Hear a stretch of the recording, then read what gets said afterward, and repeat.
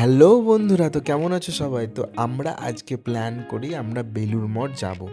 তো বেলুড় মঠ যাওয়ার জন্য আমাদেরকে আসতে হবে বরানগর। তো বরানগর থেকে ওখানে ফেরিঘাট করে আমাদেরকে যেতে হবে বেলুড় মঠ। তো আমরা সেই মতো পৌঁছে যাই বরানগর কুটিঘাট। তো আমাদেরকে বরানগর কুটিঘাট থেকে ফেরি করে আমাদেরকে যেতে হবে ওই পার, গঙ্গার ওই পার, যেটা হুগলি নদী বলা হয়। তো হুগলি নদীর ওই পার গেলে যে তোমরা দেখতেই পাচ্ছ যে হুগলি নদীর এই পার থেকে ওই পারে দেখা যাচ্ছে বেলুড় মঠ।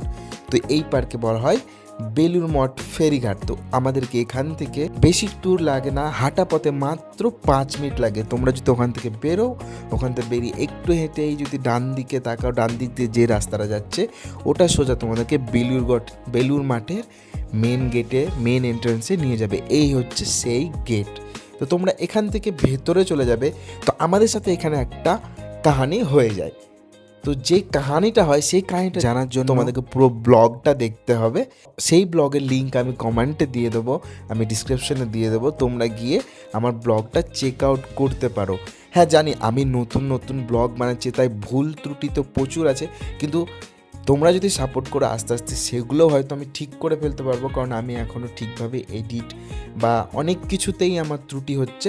তো সেই জন্য আমি বলছি তোমরা প্লিজ গিয়ে আমার ব্লগটা চেক আউট করো, আমাকে সাপোর্ট করো, তাহলে আস্তে আস্তে সেগুলোও আমার ঠিক হয়ে যাবে। সো ধন্যবাদ সবাইকে আমার ব্লগটা দেখার জন্য। Bye bye.